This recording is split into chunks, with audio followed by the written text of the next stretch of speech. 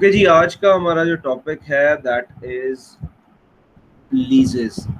ठीक है, चूंकि आप लोग छठे साठ, आवाज आ रही है ना मेरी सबको?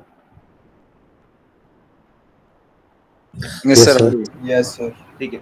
अच्छा, ये जो लीजेस का कंप्लीट टॉपिक है जो आपके कोर्स में है वो 2 लेक्चर्स का है। मींस आज का पूरा जो हमारा सेशन है वो सारा ही लीजेस जो है कवर होनी चाहिए उसमें।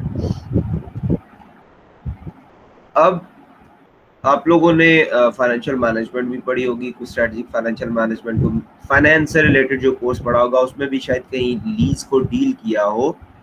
अगेन ये जो लीजेस है this is in the context of accounting. ये नहीं होता कि चेंज हो जाता है बिल्कुल, भाई इन कॉन्टेक्स्ट ऑफ अकाउंटिंग होगा तो चेंज हो जाएगा।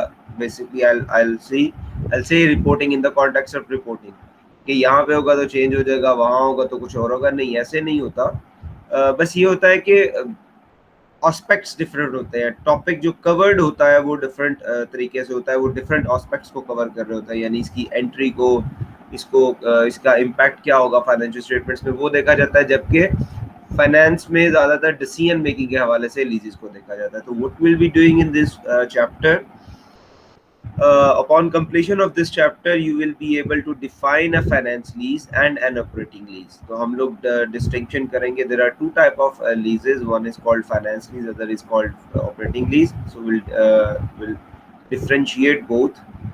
Determine whether a lease is a finance lease or an operating lease. फिर circumstances देखेंगे कि वो कौन से circumstances है जहाँ पे एक लीज फाइनेंस लीज हो जाती है या ऑपरेटिंग लीज हो जाती है, और ये करना क्यों जरूरी है, क्योंकि फिर इनकी अकाउंटिंग ट्रीटमेंट डिफरेंट है। Account for finance lease assets in record of the leases, account for operating lease assets in the record of lease lessee, explain the effect on financial statement of a finance lease being incorrectly treated as an operating lease. तो वो हम लोग देख लेंगे ये क्या impact होता है। ऑपरेटिंग लीज को हम लोग ज्यादा नहीं करेंगे, बस थोड़ा सा करेंगे। फाइनेंस लीज को हम लोग जरूर करेंगे।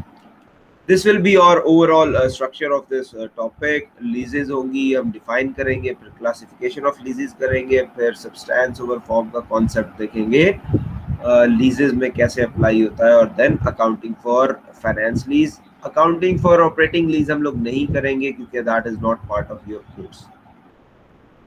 तो लीजिंग एग्रीमेंट क्या होता है? जब कोई पूछे what is leasing agreement, so leasing agreement is an agreement where one party, the lessee, pays lease rentals to another party, the lesser. तो 2 पार्टीज होगी, एक लेसर हो गया, एक लेसी हो गया, in order to gain use of an asset over a period of time. एक party होगी लीज लेसी, एक पार्टी होगी लेसर। लेसर कौन है? जो कि पैसे ले रहा है। लेसी कौन है? जो कि पैसे दे रहा है। किस पर्पस के लिए? कि एक राइट दिया जाए एसेट को यूज करने का। That is called lease agreement. तो कोई भी agreement will be called lease agreement जिसमें ये 3 चीजें होंगी, लेसी होगा, लेसर होगा। लेसी पैसे दे रहा होगा लेसर को to get a right of use of an asset over a given period of time. ठीक हो गया जी। तो टाइप ऑफ लीज हमारे पास आ गई। 2 टाइप ऑफ लीज होती है, एक फाइनेंस लीज होती है, एक ऑपरेटिंग लीज होती है। इस पे जो इंटरनेशनल अकाउंटिंग स्टैंडर्ड अप्लाई करता है वो 17 अप्लाई करता है। By the way now days recently IFRS 15 या 16, आई एम नॉट श्योर, 16 है, आ चुका है लीजेस के ऊपर, लेकिन अभी तक IAS 17 भी ऑब्सोलीट नहीं हुआ, तो दैट इज गोइंग ऑन। सो लीजेस को जो है वो उसके जो अकाउंटिंग एस्पेक्ट्स है उसको कैसे करना है वो बताता है आपका जो है IAS 17. IAS 17 provides the following definitions, finance lease की भी, operating lease की भी. What is the definition of finance lease? A finance lease is a lease that transfers substantially all the risk and rewards incidental to ownership of an asset to the lessee. So क्या है finance lease में? देखो, that is very important. The finance lease is a lease that transfers substantially all risk and rewards. तो basically जो हमारा criteria to judge है कि whether it is finance lease or operating lease, तो अगर substantially all risk and rewards of the ownership are transferred to the Lesi तो फिर वो फाइनेंस लीज होगी। और ऑपरेटिंग कौन सी होगी? ऑपरेटिंग होगी, operating lease is any lease other than the finance lease.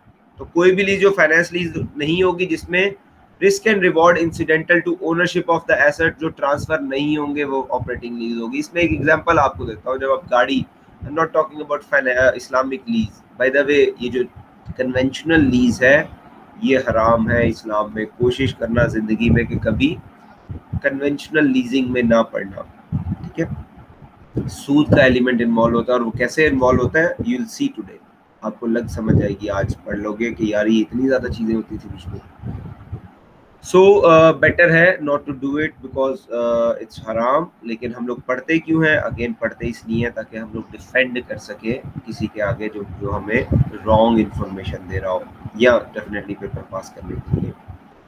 सो आपने नहीं, चलो किसी ने गाड़ी ली, बैंक से गाड़ी ली, लीज पे गाड़ी ली, ठीक है। अब वो जो गाड़ी है वो नाम होती है बैंक के, ठीक है। वो नाम जितनी देर के लिए भी लीज टर्म होता है वो नाम होती है बैंक के। लेकिन उसे चला कौन रहा होता है? उसे चला रहा होता है लेसी, वो जो बंदा है जिसने गाड़ी ली है। अच्छा, उसमें रिपेयर एंड मेंटेनेंस जो निकलते हैं वो कौन करवाता है? वो भी वही बंदा करवाता है जो गाड़ी चला रहा होता है, जो लेसी होता है। खुदा ना खाता एक्सीडेंट हो जाता है तो इंश्योर नहीं होती, अगर लेट्स सपोज, तो उसकी उसकी रिपेयर कौन कराएगा? वो भी लेसी कराएगा। बैंक कुछ नहीं करेगा, बैंक ने बस गाड़ी दे दी है। हाँ, गाड़ी जो है बैंक के नाम पे है, गाड़ी बैंक की ओनरशिप में है, लेकिन उस ओनरशिप से इंसिडेंटल, मतलब जब भी ओनरशिप से रिलेटेड जितने भी राइट्स एंड रिवॉर्ड्स हैं वो किसके पास है? वो लेसी के पास है। तो फिर वो फाइनेंस लीज होगी। और ऑपरेटिंग लीज कौन सी होगी? जो कि फाइनेंस लीज नहीं होगी, वो ऑपरेटिंग लीज होगी। फर्दर ये तो है 2 पॉइंट जब हम लोगों ने डिसाइड करना है रिस्क एंड रिवॉर्ड्स। और भी चीजें डिफाइन की जाती हैं कि पहले रिस्क एंड रिवॉर्ड्स क्या है, और उसके अलावा कुछ सिचुएशंस होती हैं जब समझ नहीं आती कि यार whether it is finance lease और ऑपरेटिंग लीज, तो फिर उसको भी टेकअप किया जाता है। तो सबसे पहले हमारे पास आ गया रिस्क। कौन किस किस किस्म के होते हैं? तो रिस्क होते हैं lessee carries out repairs and maintenance. Lessee जो है वो रिपेयर एंड मेंटेनेंस जो है वो अगर कर रहा है तो वो रिस्क उसके पास है। लेसी इंश्योर्स द एसेट, तो फिर भी रिस्क उसके पास है। Lessee runs the risk of losses from idle capacity. देखो लेसी ने आजकल क्रीम या उबर चल रही है बहुत ज्यादा। किसी ने सोचा यार मैं यूं करता हूँ, बैंक से गाड़ी ले लेता हूँ, लीज करवा लेता हूँ और उसे फिर उबर पे चलाऊंगा। अब बैंक से लीज तो करवा ली, लेकिन हुआ क्या, कोरोना की वजह से या धरना की वजह से वो हो गया, लॉकडाउन हो गया, गाड़ी नहीं चल रही। तो आइडल कैपेसिटी है, तो वो गाड़ी नहीं चल रही, उसका रिस्क किसके पास है? लेसी के पास है ना। बैंक को क्या, बैंक ने तो लीज पे दे दी है। Lessee runs the risk of technological obsolescence. कोई प्लांट लिया लेसी ने उससे, लेसर से, अब 2 साल बाद वो प्लांट जो है वो टेक्नोलॉजिकल, उससे जो चीजें बनती थी वो मार्केट में नहीं बिकती अब, क्योंकि नई नई टेक्नोलॉजी आ गई, नए प्लांट से जो चीजें बनती है वो बिकती है। तो ये रिस्क किसके पास है? ये रिस्क लेसी के पास है। अगर ये भी रिस्क लेसी के पास है तो फिर वो रिस्क इसको बेयर कर रहा है। और रिवॉर्ड्स कौन से हैं? Lessee has all the rights to use assets for most और all of its useful life. ठीक है जी, लेसी के पास राइट है कि एसेट को उसकी मेजॉरिटी ऑफ यूजफुल लाइफ या all of the useful life के लिए यूज करे, तो ये रिवॉर्ड है। अगर risk and rewards are with lessee, so that will be finance lease. Further इस पे गाइडेंस प्रोवाइड करता है IAS 17 कि ये रिस्क एंड रिवॉर्ड तो है, लेकिन और चीजें भी हैं, आप वो चीजें भी देख लेंगे। उससे पहले मैं अटेंडेंस आप लोगों की लगा लूं।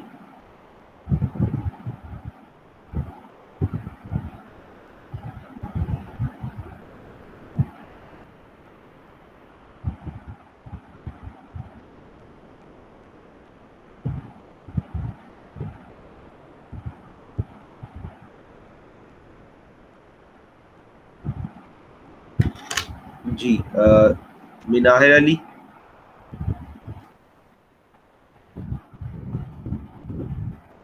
Syed Aale Haider, present sir. मोहम्मद दानियाल जमील,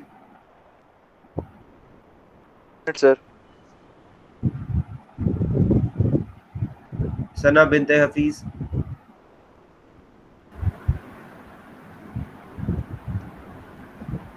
सना Binte Hafeez, Mohammad Asif, yes sir. Saad Arshad, yes sir. Saad क्या हुआ, तबीयत खराब है? Yes sir. Iman Waseem, present sir.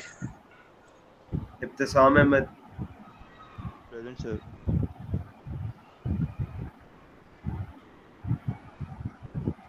Mohammad Shabbir,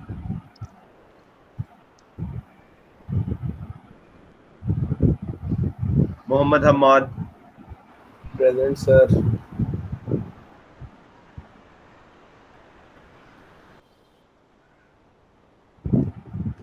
okay जी। सो फाइनेंस लीज में और भी गाइडेंस प्रोवाइड करता है IAS 17। वो क्या प्रोवाइड करता है? किसी का यार माइक ऑन है, वो ऑफ कर लो।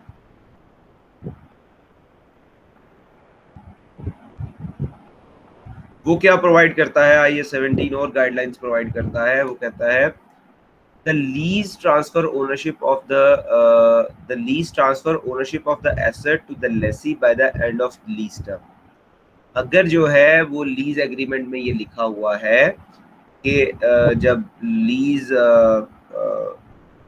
एंड हो जाएगा, लीज एग्रीमेंट एंड हो जाएगा, तो लीज जो है वो ओनर, जो एसेट है वो ट्रांसफर हो जाएगा, उसकी ओनरशिप ट्रांसफर हो जाएगी लेसी के नाम, तो फिर वो क्लासिफाई होगा normally as a finance lease. ठीक है। अगर लीज एग्रीमेंट में ये भी लिखा हुआ है कि the lessee has the option to buy the asset at a price expected to be lower than fair value at the time of option is exercised, तो फिर भी वो फाइनेंस लीज के जुमरे में ही आएगी। उसका मतलब ये है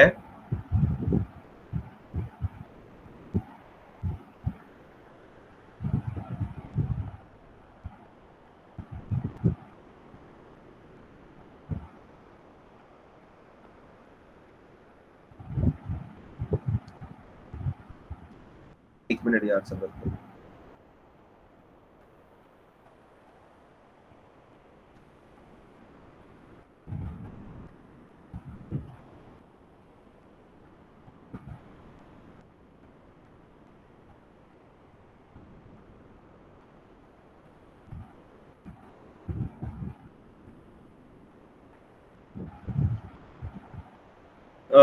द लेसी, अच्छा अब क्या है कि लेसी को ये ऑप्शन दिया गया कि इन द फ्यूचर किसी वक्त भी अगर वो एसेट खरीदना चाहता है तो उसे उस वक्त में फेयर वैल्यू से कम वैल्यू पे एसेट वो बाय कर सकता है, उसकी ओनरशिप ले सकता है, तो फिर भी वो फाइनेंस लीज होगी।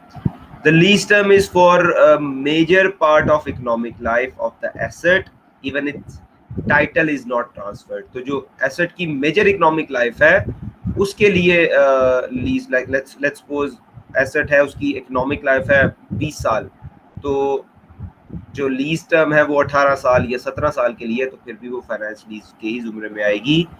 At the beginning of the lease, ये बहुत इंपॉर्टेंट पॉइंट है, at the beginning of the lease the present value of minimum lease payments is approximately equal to fair value of the assets।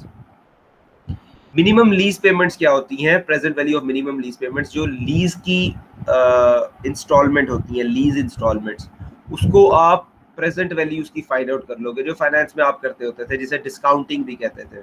तो time zero पे सारी value को ले आओगे, उसको जब ऐड करोगे तो that will approximately equals to fair value of the asset, तो फिर भी वो फाइनेंस लीज होगी। The lease assets are of specialized nature so that only the lessee can use them without the major modification। अगर ऐसा है तो फिर भी वो lease assets है, finance lease में count होगी। If the lease gives the lessee to the right to cancel the lease, the lesser's losses associated with cancellation are borne by the lessee। अगर कोई ऐसा एग्रीमेंट में कोई ऐसी क्लॉज लिखी है कि किसी भी टाइम पे लेसी लीज को कैंसिल कर सकता है, तो अगर जितने भी नुकसान होंगे लेसर के उस कैंसिलेशन की वजह से, वो लेसी बोन करेगा, वो लेसी के जुमरे में जाएंगे, तो फिर भी वो फाइनेंस लीज होगी। और अगर ऐसी क्लॉज लिखी है गेन्स और losses from the fluctuation in the fair value on borne by lessee, फिर भी वो फाइनेंस लीज होगी। and the lessee has the ability to continue the lease for a secondary period at a rent below the market rent. तो lessee के पास ये right दिया गया lessee को कि वो एक जब प्राइमरी पीरियड खत्म हुआ है, लेट्स सपोज पहली दफा लीज करवाई गई थी 4 साल की, अब लीज फर्दर वो कहता है कि फर्दर लीज करना है तो नेक्स्ट 4 ईयर का करवा रहा है लेकिन बिलो द मार्केट रेंट, इस तरह का है तो फिर भी वो फाइनेंस लीज में काउंट होगी। ठीक है जी। अब होता क्या है, अब होता ये है कि ओनरशिप तो है लेसर के पास, लेकिन all the rights and rewards incidental to ownership are with the lessee. तो इफेक्टिव ओनर तो लेसी हुआ rather than जिसने वो rather than lesser। तो इस जगह पे फिर एक सब्सटेंस ओवर फॉर्म का कॉन्सेप्ट आता है। हम लोगों ने बड़े स्टार्ट पे सब्सटेंस ओवर फॉर्म का कॉन्सेप्ट किया था। सब्सटेंस ओवर फॉर्म का कॉन्सेप्ट हम लोगों ने क्या किया था, दैट द कॉन्सेप्ट वाज कि अकाउंटिंग में जब भी हम लोग रिपोर्टिंग करते हैं सो कमर्शियल रियलिटी जो है, कमर्शियल सब्सटेंस जो है वो लीगल सब्सटेंस पे प्रेफर की जाती है। ठीक है। तो सब्सटेंस ओवर फॉर्म को मैंने आपको लिखवाया भी था डेफिनेशन के, द कमर्शियल रियलिटी या economic form is preferred over legal form.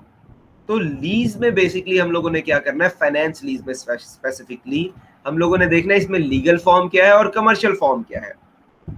तो लीगल फॉर्म क्या होती है फाइनेंस लीज में? फाइनेंस लीज में लीगल फॉर्म होती है the asset remains legally owned by the party leasing it out. Lessor के नाम होता है, जैसे जो कि बैंक के नाम होती है, ये लीगल फॉर्म है। और कमर्शियल फॉर्म क्या होती है, the party making the lease payments has the use of the asset for most of all of its useful life. The Lesi has effectively purchased the asset by taking out a loan.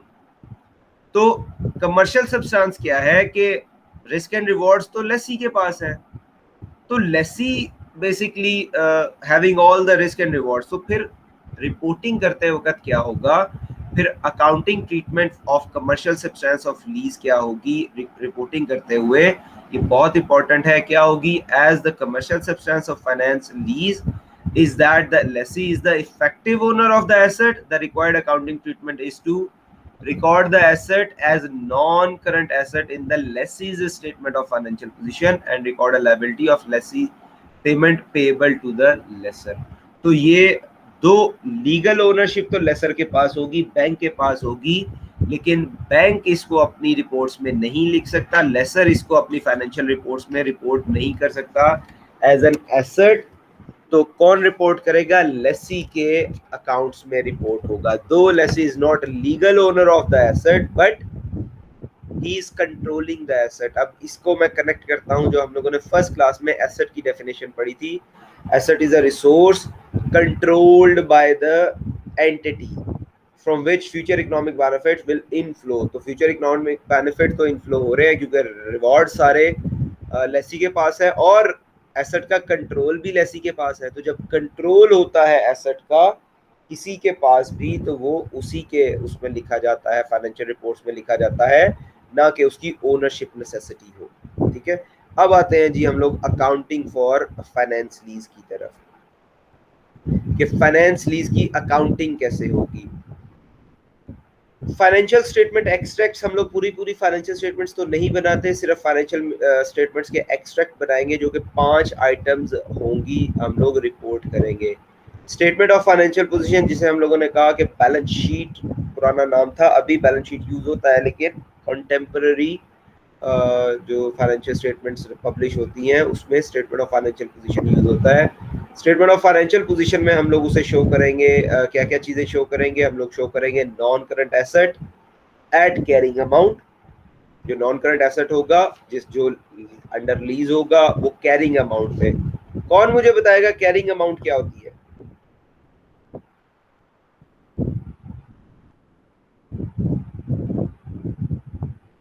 Sir जो next मतलब कि next month में चली जाए।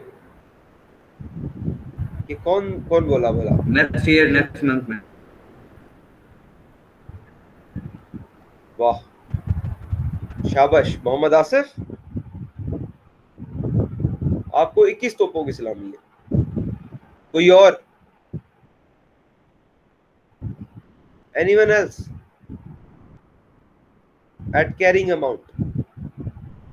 बेटा carrying amount होती है जब हम लोग एसेट की कॉस्ट में से उसकी एक्यूमुलेटेड डेप्रिसिएशन माइनस करते हैं तो जो बाकी बचती है उसे कहते हैं कैरिंग अमाउंट या कैरिंग वैल्यू।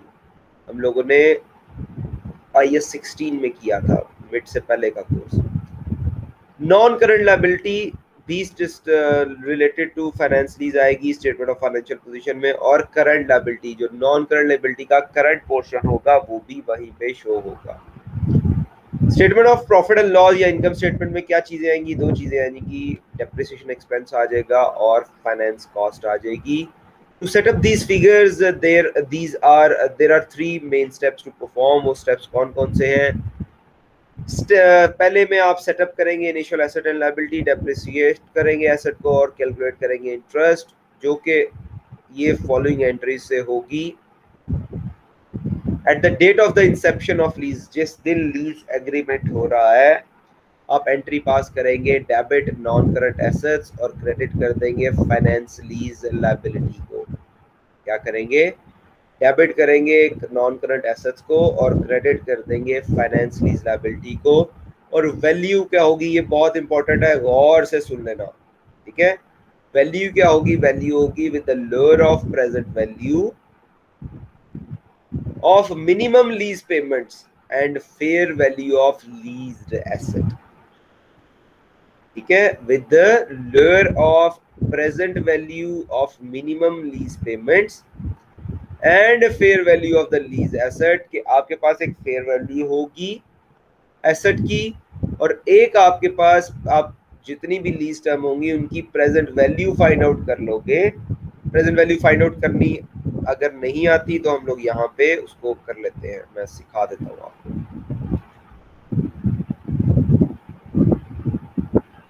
वैसे तो आनी चाहिए लेकिन चलो, आज है 1 सितंबर।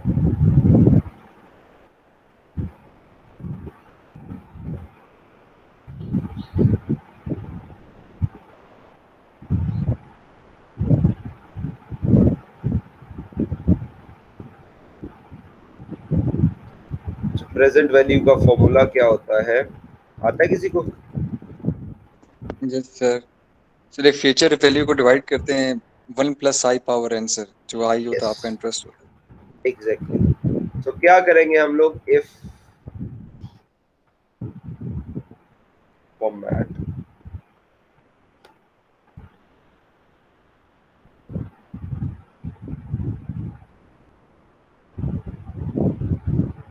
ये हमारे पास आ गया, present if lease is for 5 years। आप इसमें बाय द वे एन्युटी भी लगा सकते हैं, लेकिन मैं चलो आसान लमसम में कर दूंगा। विद लीज रेंटल्स ऑफ से 1 लाख ईच। 5 साल की लीज है, लीज रेंटल है 1 साल के, ठीक है? लीज रेंटल है 1 लाख के जो कि हर साल करना है। तो हम लोग क्या करेंगे? हम लोग प्रेजेंट वैल्यू फाइंड आउट कर लेंगे। कैसे? ईयर 1 में फॉर्मूला लग जाएगा जी, फ्यूचर वैल्यू या जो उसकी लीज टर्म होगी, तो हम लोग कर देते हैं लीज टर्म, लीज रेंटल किस्त होगी लीज की, उसको डिवाइड कर देंगे किससे? 1 + r से, जो कि r आपका इंटरेस्ट होगा। मैं जूम कर देता हूँ ताकि आप लोगों के लिए इजी रह जाए। ठीक है जी, और इसको आप रेज टू पावर कर देंगे वहाँ पे, किधर गया, रेज टू पावर 1 पहले साल में ले आऊँ।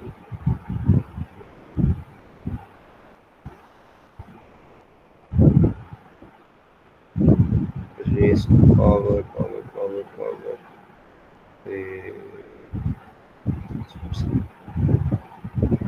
ठीक है, रेज टू पावर 1 आ गया हमारे पास, ये आ गया पहले साल के लिए, ठीक है। तो यहाँ पे आपके पास आंसर आ जाएगा। फॉर एग्जांपल अगर हम लोग इसको कैलकुलेट भी कर ले,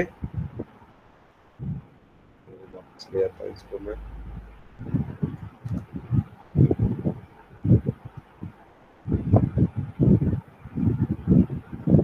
अच्छा जी, is equals to lakh divided by 1 plus, let's suppose हम लोग यहाँ पे कहते हैं जो इंटरेस्ट रेट था, and interest rate is 10%। 10% interest rate था, तो हम लोग क्या करेंगे, 1 प्लस या 1.10 डायरेक्टली कर देता हूं मैं, raise to power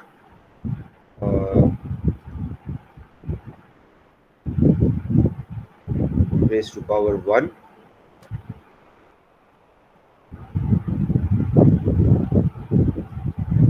is equals to, जरा मुझे कैलकुलेट कर दो,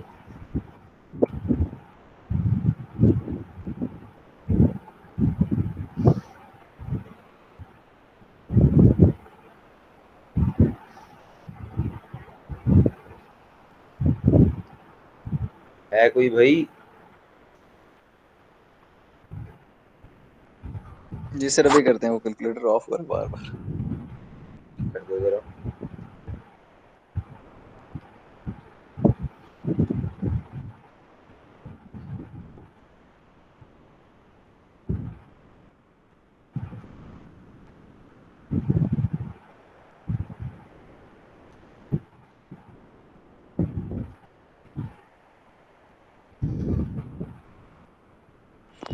सर ये आता है 90,909.09091 ठीक है, 90,909 9.09091। तो इसको 9090 ही बस कर दो, क्योंकि हम लोग रेंडमली कर रहे हैं इसको। ईयर 2 का भी कैलकुलेट कर दो। Okay sir. ये कौन साहब आए सर हैं? ये आते हैं 82644 82644, ठीक है। बस ठीक, 0.6281। ठीक है, ठीक है, इसको ठीक है, थर्ड का कर दो मुझे।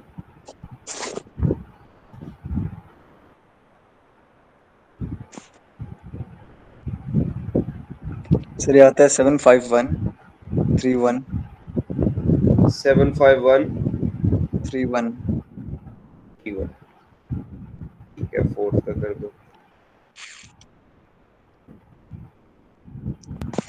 68301 68301,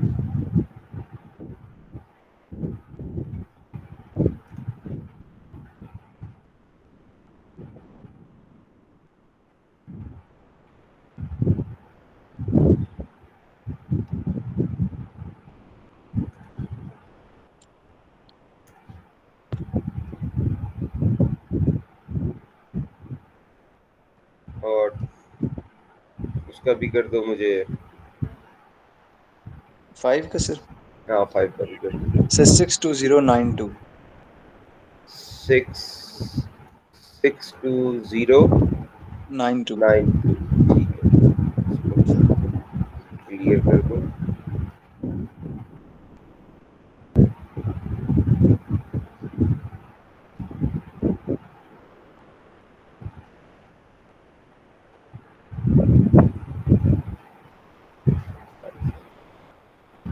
ठीक है जी, इसको ऐड कर लेते हैं हम लोग।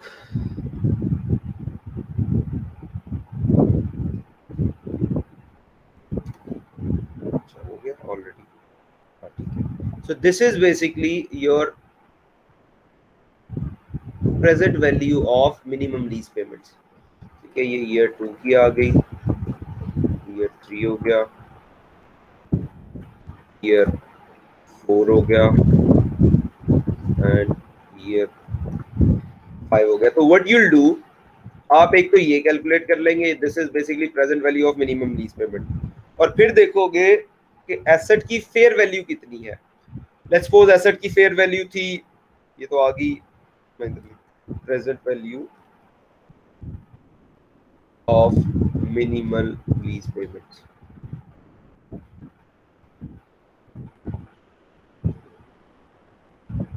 और फेयर वैल्यू थी एसेट की, let's suppose fair value of asset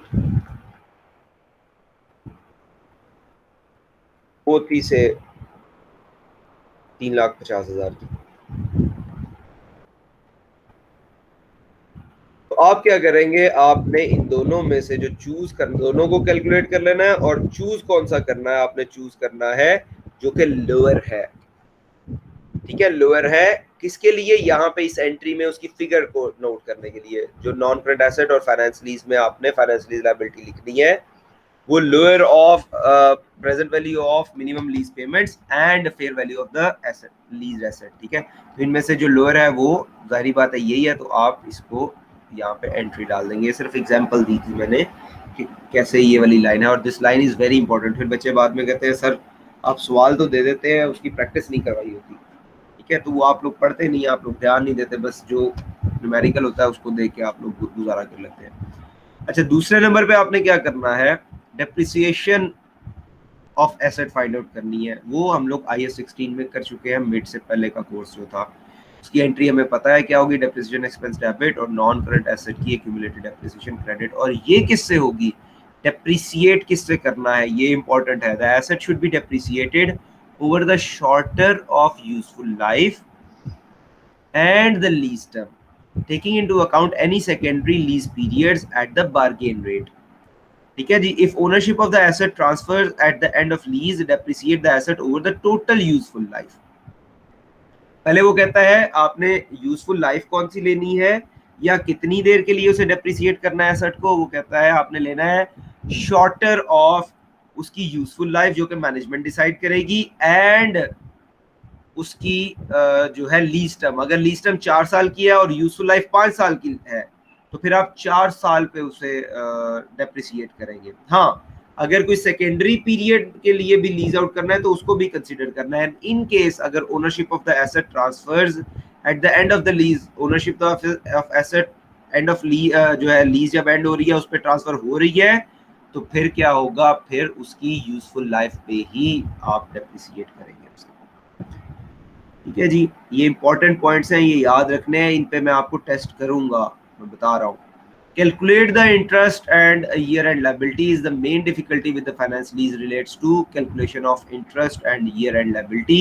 There are two main methods. एक actuarial method होता है, एक sum of year digit method होता है। हम लोग आप लोगों के कोर्स में actuarial method ही करेंगे, तो इस पे बात करने की जरूरत नहीं, जो नॉर्मली होगा। ठीक है, उसी के हिसाब से करेंगे।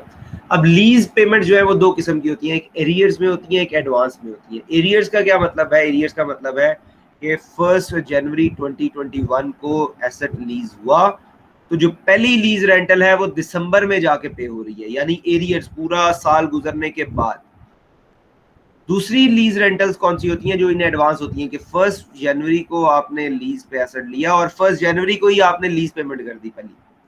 तो इन दोनों के ट्रीटमेंट अलग है, इन दोनों के लिए स्केड्यूल अलग बनता है। जो होता है इन एडवांस उसका थोड़ा स्केड्यूल और होता है, वो हम लोग इंशाल्लाह कर लेंगे। Let's go to our test your understanding 1। 2 test your understanding है आपकी प्रैक्टिस के लिए, एक है जो मैंने करवानी है, एक है जो एक्रूवल बेसिस के ऊपर, एक है दूसरी एक्रूवल नहीं सॉरी एरियर्स की बेसिस के ऊपर, एक है एडवांस की बेसिस के ऊपर। ये 2 क्वेश्चंस हम लोगों ने करने हैं और हमारा टॉपिक जो है, फिर उसके बाद ऑपरेटिंग लीज का थोड़ा सा पढ़ना है, तो हमारा टॉपिक जो है क्लियर हो जाएगा। So let's start S your understanding 1। कहता है a company has 2 options, it can buy an asset for a cash at cost of 5710 or it can lease it by the way of a finance lease. 5710 उसकी जो है वो fair value है। The terms of the lease are as follows. The primary period is for 4 years. from 1st January 2002 with a rental of 2000 per annum payable on 31st December each year। तो यहाँ से आपको पता लग गया ये arrears में है कि 1st जनवरी को शुरू हो रहा है और जाके जो पहला जो आ रहा है जो लीज रेंटल वो पे करनी है उसने 31st दिसंबर को।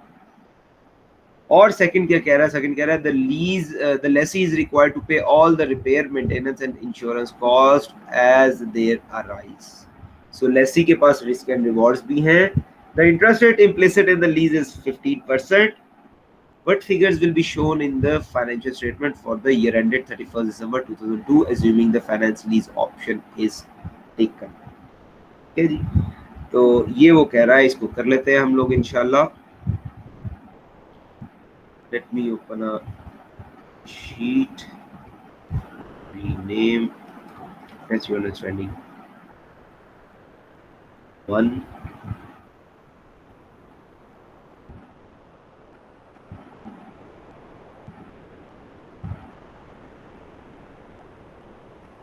control A, 17। यदि डेटा लिख लेते हैं पहले कोई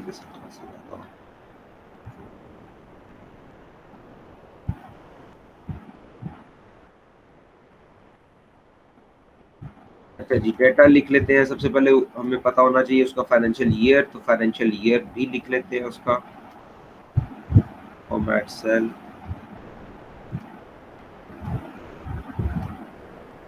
तो जो फाइनेंशियल ईयर है वो चलता है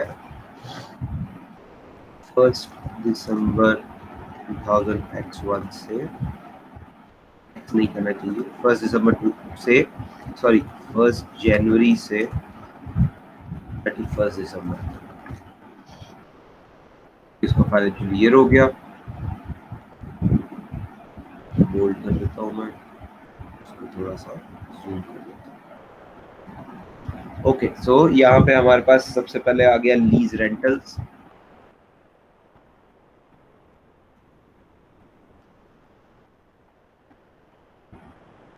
लीज रेंटल्स हैं 2000 पर एनम,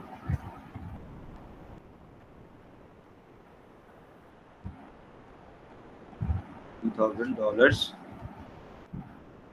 पर एनम। ठीक है जी, और क्या है, इंटरेस्ट रेट है। इंटरेस्ट रेट कितना है, इंटरेस्ट रेट है 15%। सो 15% इज और इंटरेस्ट रेट। उसके बाद क्या है जी, उसके बाद है लेसी जो है वो सारे देगा, रिस्क एंड रिवॉर्ड्स लेसी के पास है। फेयर वैल्यू कितनी है जी, फेयर वैल्यू ऑफ एसेट वो है $5710।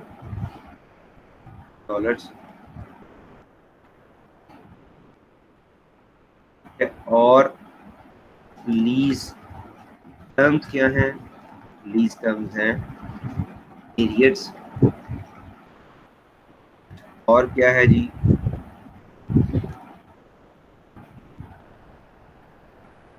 और वो कहता है कि primary period is for 4 years, 4 साल के लिए होगी। तो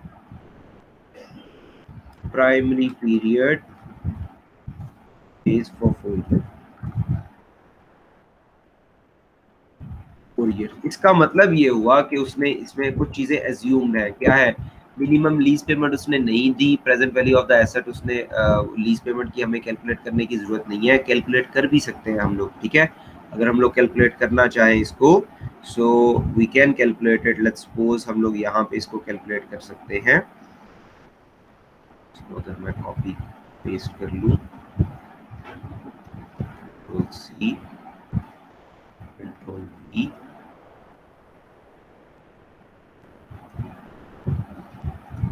$15 और ये 2000। जरा ये कैलकुलेट करते रहना जो भी पहले भी कैलकुलेट करके मुझे बता रहे थे। 2000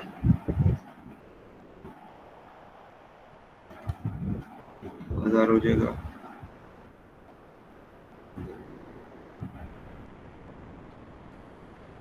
भी 2000 और ये भी।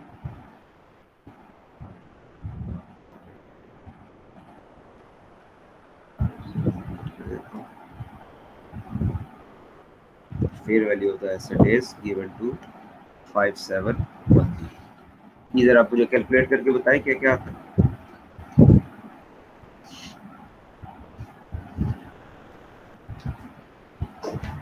सर मेरा कैलकुलेटर बार बार ऑफ हो रहा है, वो मैं लास्ट टाइम कर रहा था अच्छा बार बार कोई ऑफ हो रहा है बात, सर।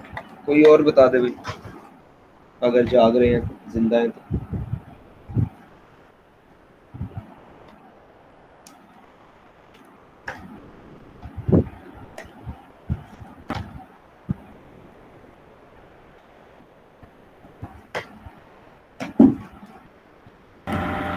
सर फर्स्ट की 1739। एक मिनट वेट कीजिएगा, मैंने चार्जिंग लगा, वेट करना, वेट करना।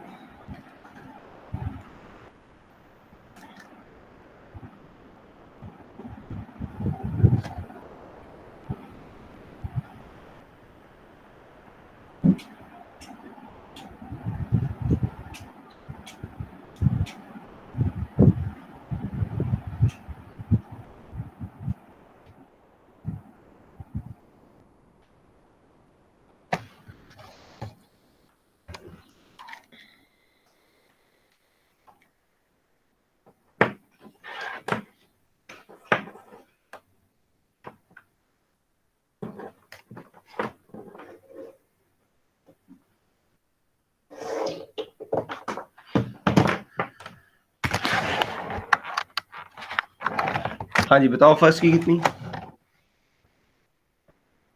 सर 1739। 1739। ये 10% के हिसाब से नहीं करनी, 15 के हिसाब से करनी है, ठीक है।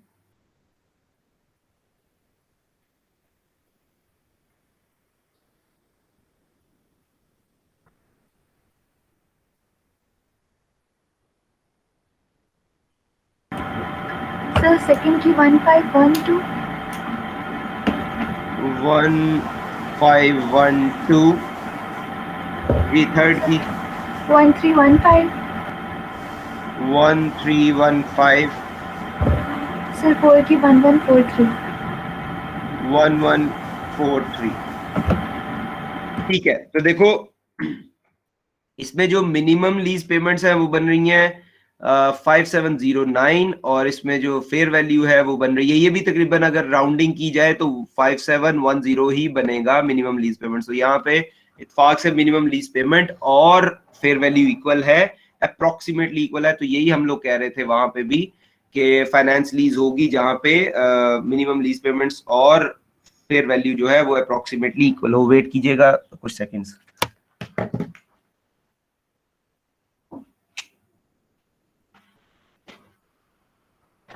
अच्छा, तो इक्वल आ गई। अगर हम लोग इसको राउंडिंग करते हैं तो ये आंसर हमारे पास 5710 ही आता। तो that's why taking this one, कहाँ गया ये फेयर वैल्यू 5701। तो हमारे पास रूल क्या है, the shorter of fair value and minimum lease payments, तो हमारी दोनों इक्वल आ गई, ठीक है। दूसरा रूल क्या है, हम लोगों ने शॉर्टर ऑफ लेना है यूजफुल लाइफ और जो उसकी है लीज टर्म। अब हमारे पास यूजफुल लाइफ यहाँ पे गिवन नहीं है, तो लीज टर्म ही है, तो will be depreciating it over 4 years, ठीक है। कहता है what figures will be shown in the financial statement for the year ended 31 December 2002 assuming the finance lease option is taken। खुद ही बता दिया उसने ये फाइनेंस लीज है। so what we'll do first of all will make columns, ठीक है जी। हम लोग कॉलम्स बनाएंगे।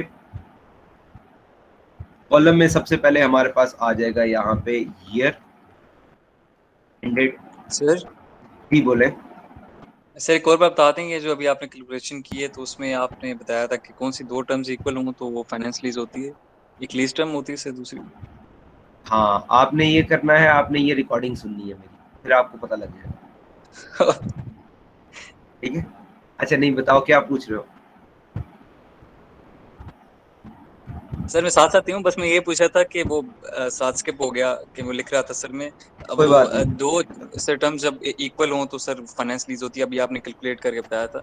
फेयर वैल्यू और Approximate. हाँ, फेयर वैल्यू और present value of minimum lease payments. ठीक है सर।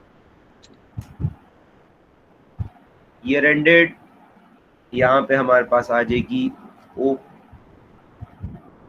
ओपनिंग लायबिलिटी कर लेते हैं आप लोगों के लिए ईज के लिए, ताकि आप लोगों को इसको याद रह सके। ओपनिंग लायबिलिटी आ जाएगी, यहाँ पे हम लोग कैलकुलेट कर लेंगे फाइनेंस चार्ज, ठीक है, जिसे सूद कहते हैं, इज हराम इन इस्लाम। उसके बाद हमारे पास आ जाएगा लीज पेमेंट,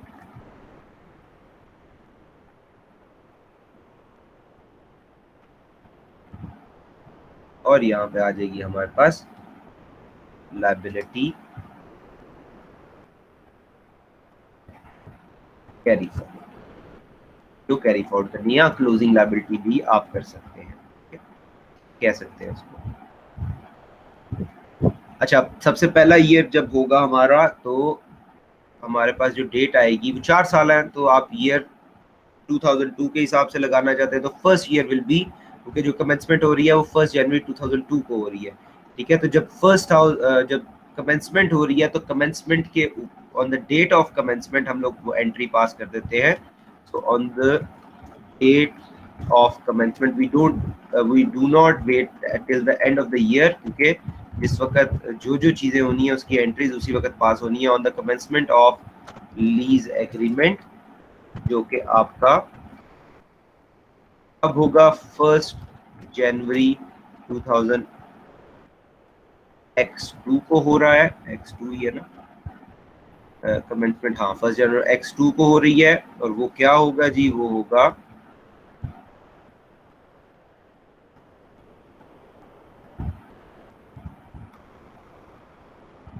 एंट्री हम लोग कर देंगे, डेबिट कर देंगे asset subject to finance lease,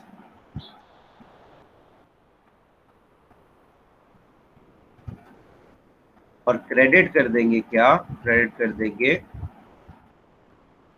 liability subject to finance lease. और कौन सी, non current liability, non current liability, और ये भी नॉन करंट एसेट है। एनसी लिख देते हैं, नॉन करंट लायबिलिटी और नॉन करंट, ठीक है। अच्छा, इसकी वैल्यू कितनी लानी है, इसकी वैल्यू आएगी वही रूल जो अभी हम लोगों ने ये किया कि हम लोग मिनिमम लीज पेमेंट्स भी फाइंड आउट कर लेंगे, present value of minimum lease payments भी फाइंड आउट कर लेंगे, फिर वैल्यू भी फाइंड आउट कर लेंगे, जो लोअर होगा उसको लाना होगा, ठीक है।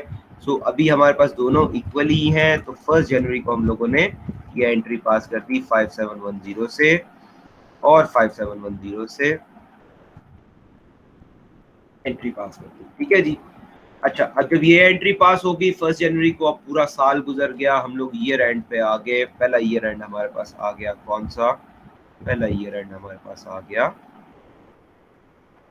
31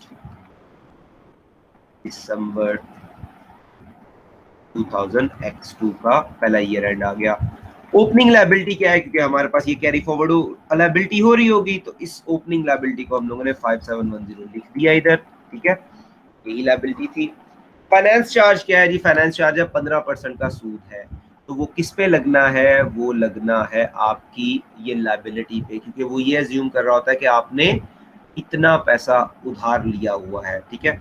सो वो लगा जब 15% मल्टीप्लाई कर दिया 5710 से, तो जरा मुझे बताओ कितना आता है भाई ये,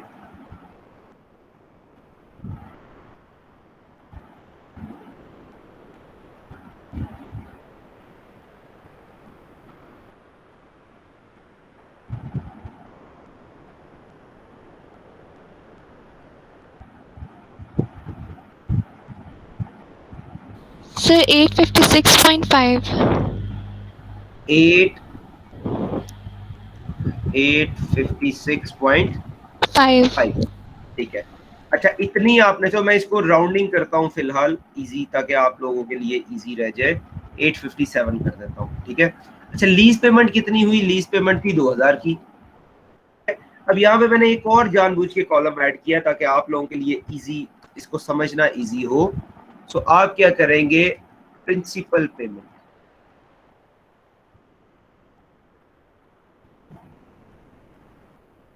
देखो 2000 की आपने किस्त पे की, उसमें आपने 857 का सूद पे किया, तो बाकी की जो अमाउंट है 2000 माइनस 857 का तो सूद था, तो बाकी की अमाउंट कितनी रह गई, ये रह जाएगी 1143 की। ये क्या है, ये आपकी, ये जो आपकी ओरिजिनल लायबिलिटी थी उसकी तरफ कंट्रीब्यूट होगी, तो फिर आपकी बाकी की जो कैरी फॉरवर्ड लायबिलिटी रह जाएगी वो रह जाएगी 5710 minus 1143, that will be equals to, बता दो भाई कितना बनता है?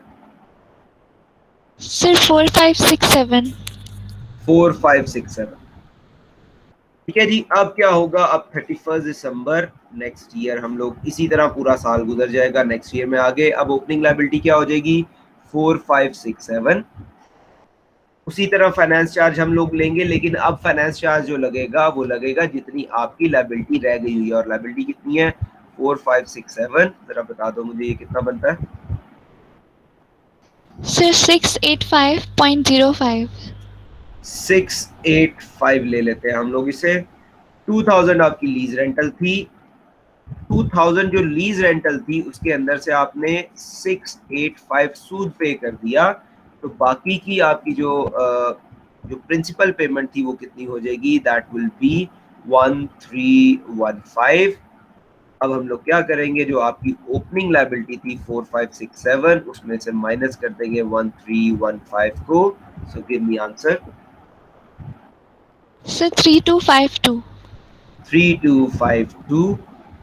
अब ये 3252 हमारा जब नेक्स्ट ईयर जाएगा थर्ड ईयर, तो 3252 will be our opening liability. It will be multiplied by 15%, 3252, and the answer will be Sir, 488. 488। हमारे पास ये आ गया 2000 में से हम लोगों ने जब माइनस कर दिया 488 को, so what will get, will get 1512, और आपकी जो 3252 था उसमें से हम लोगों ने 1512 को जब माइनस किया तो बाकी की लायबिलिटी कितनी रह गई, Sir, 1740. 1740। अब नेक्स्ट ईयर जो लास्ट ईयर है हमारा उसमें गए हम लोग, सो 1740 वाज और लायबिलिटी थी, उस पे 15% सूद कैलकुलेट किया, तो दैट वुड हैव बीन 1740 कितना बनता है भाई, 260 का बनना चाहिए सूदी तौर पे। Sir, 261. 261, तो इसको 260 करते हैं क्योंकि वो राउंडिंग का कुछ जो पीछे से आ रहा है कुछ 0.5 उधर कर दिया। 2000 की हमारे पास लीज पेमेंट थी, 2000 में से हम लोगों ने तो सूद दिया 260 का, उसे माइनस कर दिया, तो बाकी की 1740 आपकी प्रिंसिपल पेमेंट होगी, जो कि प्रिंसिपल पेमेंट 1740 रहती थी, उसमें से इतनी ही जब पे हो गई तो आपके पास जो रिमेनिंग आ गया वो आ गया 0। ठीक है, तो ये बन गया हमारा लीज स्केड्यूल। जब ये लीज स्केड्यूल बन गया तो इसके बाद हम लोगों ने अब एक्सट्रैक्ट्स बनाने हैं। ठीक है, एक्सट्रैक्ट्स किसके बनाने हैं, एक्सट्रैक्ट्स हम लोगों ने बनाने हैं उसके फाइनेंशियल स्टेटमेंट्स के। मैं यहाँ पे आप लोगों को ब्रेक देता हूँ, ब्रेक ले लो और फिर हम लोग ज्वाइन करते हैं। एग्जैक्टली कितनी चाहिए ब्रेक, 15-20 मिनट की काफ़ी है? 10 बजे सर। 10 बजे आ जाओ, 10 बजे डन हो गया, 10 बजे ठीक है, क्योंकि टॉपिक हमारा कवर हो जाएगा ना, इशू नहीं है, तो 10 बजे आ जाओ, लेकिन 10 बजे एग्जैक्टली मैं 10 बजे स्टार्ट कर दूंगा। ठीक है सर, यही लिंक होगा सर? Okay sir, okay. यही लिंक होगा, यही लिंक। Okay sir.